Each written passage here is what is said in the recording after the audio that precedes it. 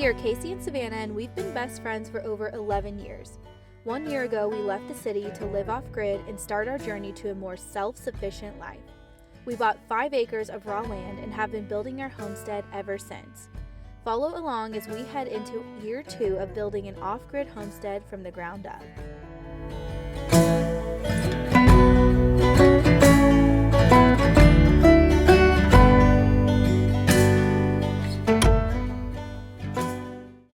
Hey there, I'm Casey with Hey Wanderer, and today I'm going to talk to you about something that is somewhat controversial.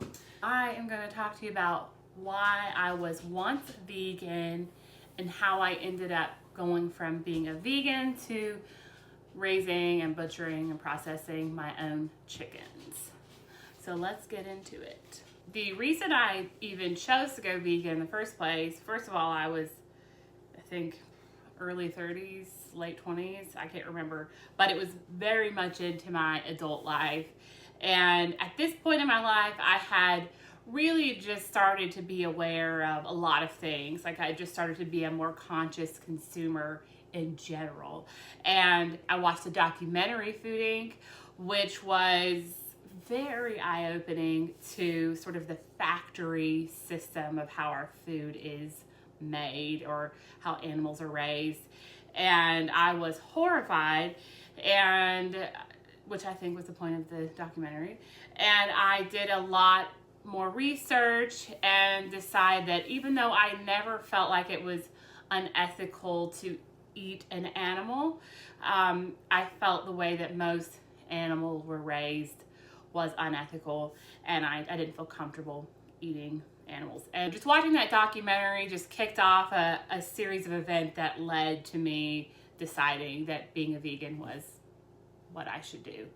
So I had to jump into being a vegan and learning about a lot of different foods that I wasn't normally eating. First thing I should tell you is that I'm a type 1 diabetic, and I also have celiac disease, which, if you don't know, means I can't have gluten. So while, you know, as a diabetic, I'm not necessarily limited on how many carbs I can eat. Having a lot of carbs means you have to take more insulin, and just in general, that's not necessarily the greatest. I bought a lot of gluten-free and vegan cookbooks.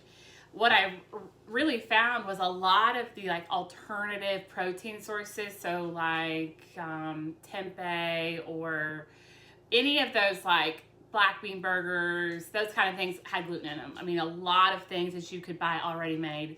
And I know that a lot of people are like, well, you really just don't even need to be eating those. But that was just kind of what I started with. But it was really hard because like I said, a lot of those things contain gluten, so I couldn't have them.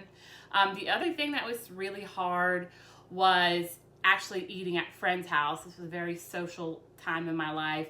And there were always, people doing potlucks and things like that. And basically, if I didn't bring it, I wasn't eating.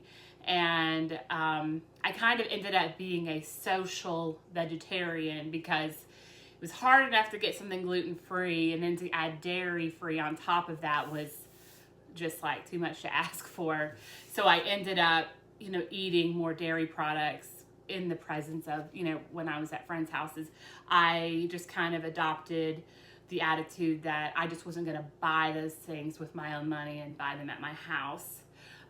Restaurants weren't too bad because I could, scour the menu before I went and figured something out, which is what I still do today. Being gluten-free, I kind of have to pre-plan, know that I can eat something at a restaurant. I ultimately decided to stop being a vegan because, as I previously stated, I never actually felt like it was wrong to eat animals. And a lot of vegans, that's where their baseline is. They're like, I just think it's wrong to consume animal products.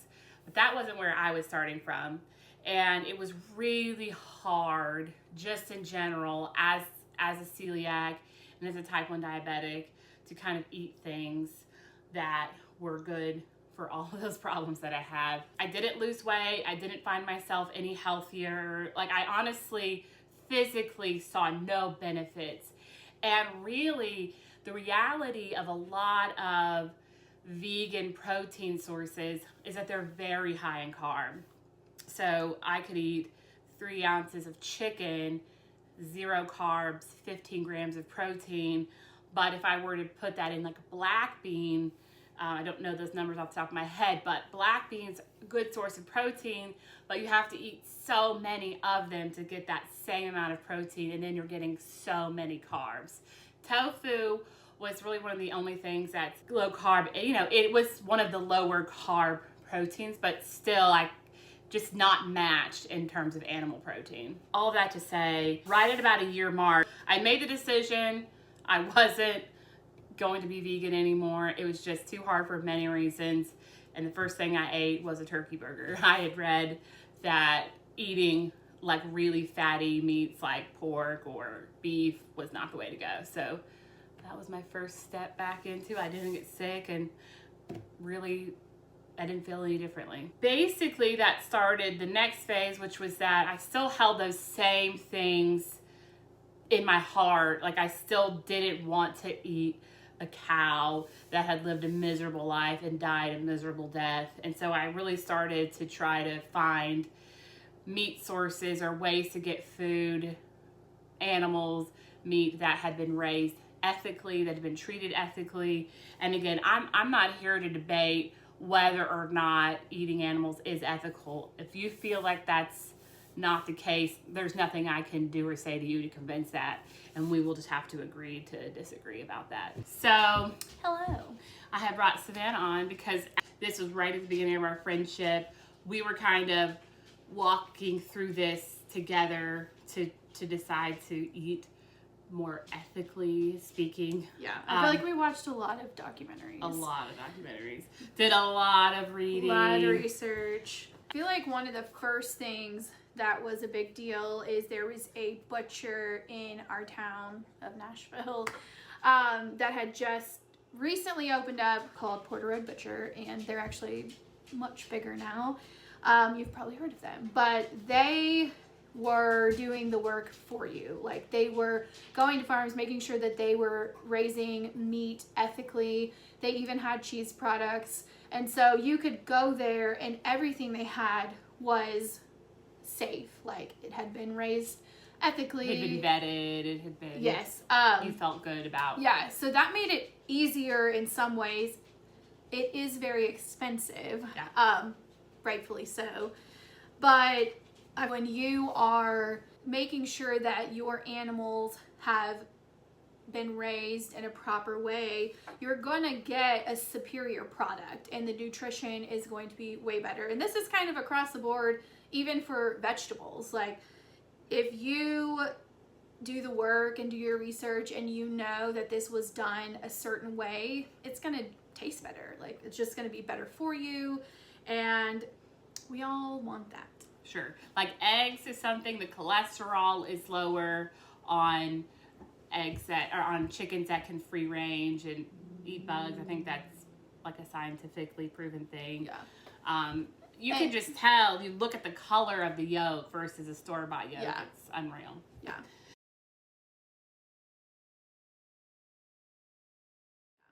So this brings us to how we ended up raising our own chickens and processing them for their meat. Yeah. I would say that this whole story that Casey has told and I have come and helped tell has just been a really long process. I mean, we've been friends for 11 years and we've just processed our first chickens. So I would say that a big portion of that was learning and doing research and kind of figuring out what we really wanted to do and how we could kind of intertwine this into our life, if you will, like make it how we live. One of the big things for us was you really couldn't do this in the city. There's not most places where if you live within city limits that you could have 25 chickens that you will then process. Yeah, especially because when in Nashville, we were allowed to have six chickens and 4 eggs. You couldn't have roosters. So when you're getting chickens for meat, you are getting you're getting females and males. And so you will have roosters and they will likely start crowing before they Our process. are processed. Because we weren't able to do those things in the city is kind of what set us on the journey of buying land so that we could find ways to have a little more control over food sources. We still go to the store. Do not get me wrong. Like, we will eat at restaurants. We aren't just like perfect about meat, any food source, but this is just one way that we've been able to take a little bit of control over the things that we are eating. And so we are going to be doing a video specifically about processing our chickens. Definitely come back next week for that video if you're interested in learning about kind of the process and how we felt about it. If you're going to yell at us for doing it, please don't watch it. Yeah. One of the biggest things I took away from the whole experience was that you are really more mindful. So like, we would before buy like a rotisserie chicken and may or may not use those bones, throw the carcass away, and not really think anything of it. But when we process our own chickens, you want to use every little piece. You really saw the cost, literally monetarily, but also just the whole process, start to finish. You really value that piece, that chicken. You know, you want to use absolutely everything you can. And I think that's the case really when you grow your own food too. You're just like, man, you remember all the hours you put in getting this cucumber, and so you really value that. All this to say, we didn't just wake up one day and say, hey, I would like to raise my own chickens. It was a long journey. It was a long process of us kind of figuring out where our money's going in all parts of life, not just in food, but just kind of trying to take control of literally where your money goes. Which kind of leads me to something very controversial, that veganism, depending on how you look at it, isn't necessarily the most ethical way to eat. There's a lot of inhumane things to actual human beings that happen to grow your pineapple or your avocado or your banana, whatever, all kinds of things. And obviously no one is like, don't eat vegetables and fruit, don't eat avocados, don't eat bananas. But the big thing is that veganism isn't necessarily the answer if you like ethicalness. It's one thing if you think it's not right to eat animals, but I feel like that if you don't want to eat animals, I feel like you also don't want to hurt people in the process of getting your avocado or XYZ, fill in the blank. Hello from future Casey and editing Casey. I was watching through the video. I just wanted to make this point very clearly. No one is saying that being a vegan is unethical or less ethical than eating meat. Please hear me say that. When you're considering the way you purchase anything, specifically about food, there's a few things that you have to take into consideration: the human impact, the environmental impact, and the animal impact. And then also just kind of how that impacts you personally. Everybody sort of feels more strongly about one thing. You can absolutely care about all of the things. And honestly, growing your own food, raising your own meat, if you're able, is really sort of a way to kind of nick off all those boxes. So anyway, I just wanted to be clear, no one's attacking vegans, and there are several factors to consider when making conscious decisions on how you buy your food. The whole thing is that you really have to do the best that you can do. Yes. You have to decide, just like we had to decide, what is the one thing that I can do in my life that is going to fit into what I believe and that I can actually do. Right. And for us, it wasn't processing our own chickens for a really long time. Now that does look like processing our own chickens. Right.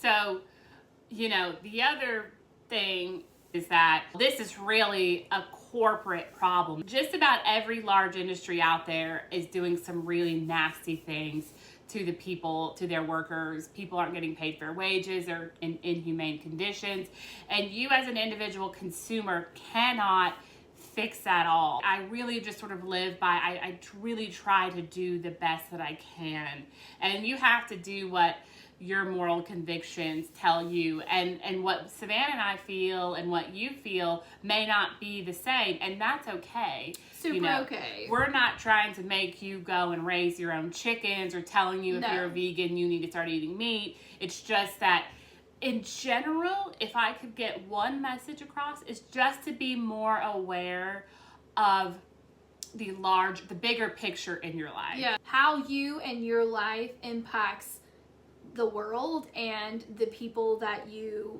touch directly, and like the products that you use. The other thing is that this is a conversation of privilege. So this is not something that everyone can do. Not everyone has the luxury of buying meat that was ethically raised. I mean, it's expensive. It's expensive. In the period of time when you're buying clothes that are made in America or that are ethically made, and also trying to eat ethical meat and all animal products, like, it's really expensive, and not everyone can just say, oh, I can't eat bologna anymore, you Right. know, like, it isn't, and that's not what it's about. I think it's just more about conscious consumerism.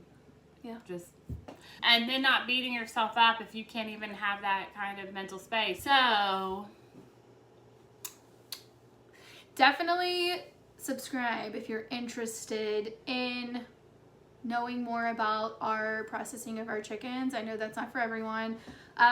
there will not be video. There will not be videos that of happen. anything happening. It's just going to be kind of a run through of the things you need and how we felt about it and would we do it again and that kind of stuff. So definitely subscribe. Come back next week. Yeah, and if you have any questions about this story, definitely leave them below. But if you're not nice, we will delete your comment. That's all I'm saying. That's all we're saying. Let's just have some respect for each other, okay? Thanks so much for watching. Bye.